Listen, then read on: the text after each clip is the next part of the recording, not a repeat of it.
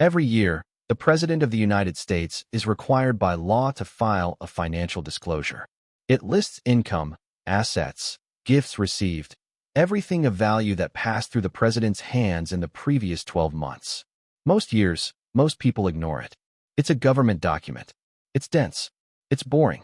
This year's disclosure dropped on July 1st, 2026. The same week the United States entered the World Cup knockout stage. The same week FIFA's tournament is at the center of American public life. And buried inside that document, between $1 billion in crypto income and a $250,000 statue of Trump raising his fist, is a line item that reframes everything you've been watching at this World Cup. FIFA President Gianni Infantino gave Donald Trump 10 tickets to a major football match, valued at $15,000. And that is just where this story starts. To understand why this disclosure matters, you need to go back further than July 1st. You need to go back to Trump's first term. In 2018, the United States, Canada, and Mexico jointly won the right to host the 2026 FIFA World Cup. Trump was instrumental in that bid. He made calls.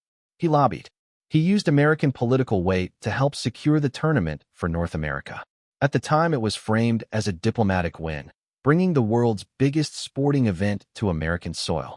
What happened next, over the following 8 years, is a relationship between Donald Trump and Gianni Infantino that has grown closer, more visible, and more entangled with every passing month, until the point where it is now difficult to tell where FIFA ends and the Trump political operation begins. Let's go through it chronologically, because the pattern only becomes clear when you see it laid out. July 2025.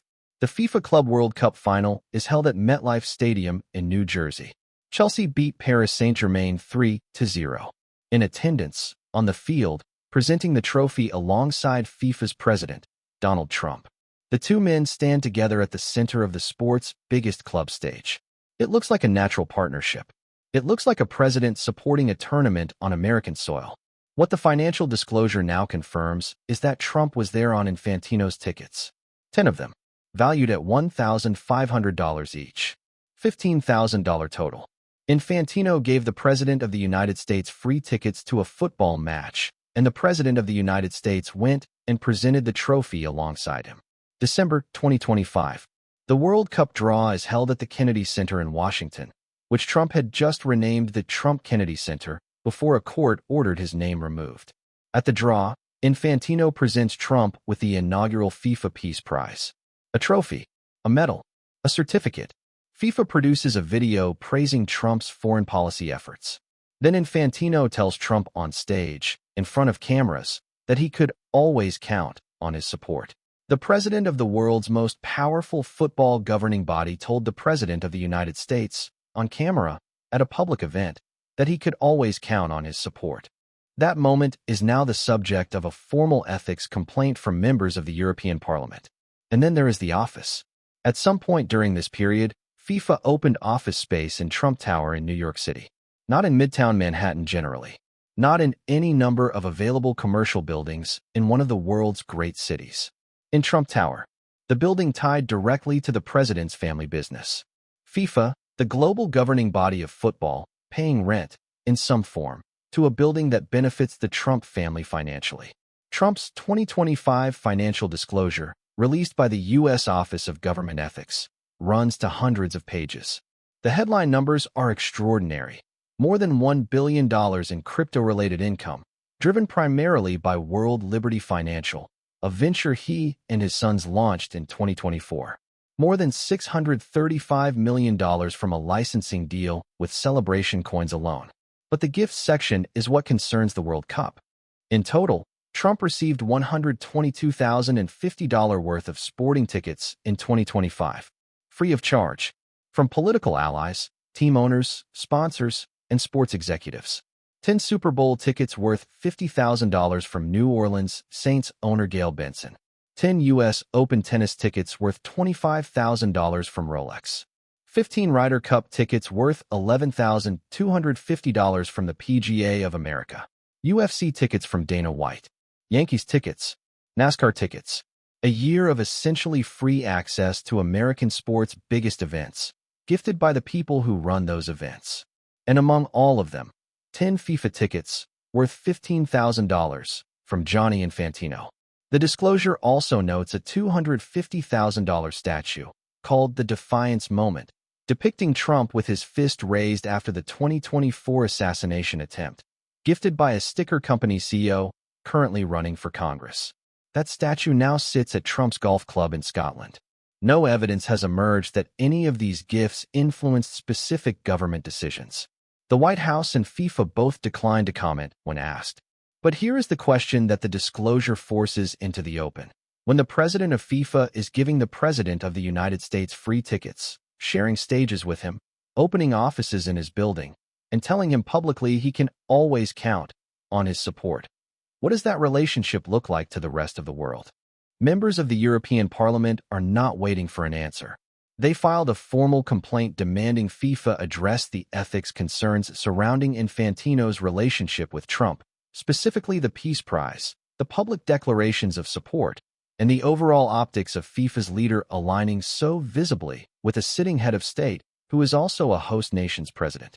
Their concern is neutrality. FIFA is supposed to govern football globally, across 211 member associations, across political systems that range from democracies to authoritarian states. Its president is not supposed to be publicly declaring allegiance to any political figure, let alone one whose country is hosting the tournament. For FIFA, the 2026 World Cup requires enormous federal cooperation. Visas, security, transportation, diplomatic logistics. 48 nations, 3 host countries, 16 venues, over 100 matches. The U.S. government's role in making all of that work is not ceremonial, it is operational. Which means the relationship between the U.S. president and FIFA's president is not just optics. It is structural, and it raises a question that nobody has cleanly answered. In a tournament that requires this level of government cooperation, how independent can FIFA realistically be? Here is where all of it lands. Infantino has publicly announced that Donald Trump will help present the World Cup trophy on July 19th at MetLife Stadium in New Jersey, the same stadium where Trump presented the Club World Cup trophy last July on Infantino's free tickets. If the United States wins the tournament, Trump will be on the field when the trophy is lifted. If another country wins, Trump will still be on the field presenting it. The president of the host nation, who received $15,000 in tickets from FIFA's president, who attended a draw where FIFA gave him a peace prize and declared undying support, will stand at the center of football's greatest moment and hand over the sport's most famous object. That is not a footnote to this World Cup. That is the closing ceremony. Whether it is a problem depends entirely on who you ask. Trump supporters will say a president supporting a major tournament on American soil is exactly what leadership looks like.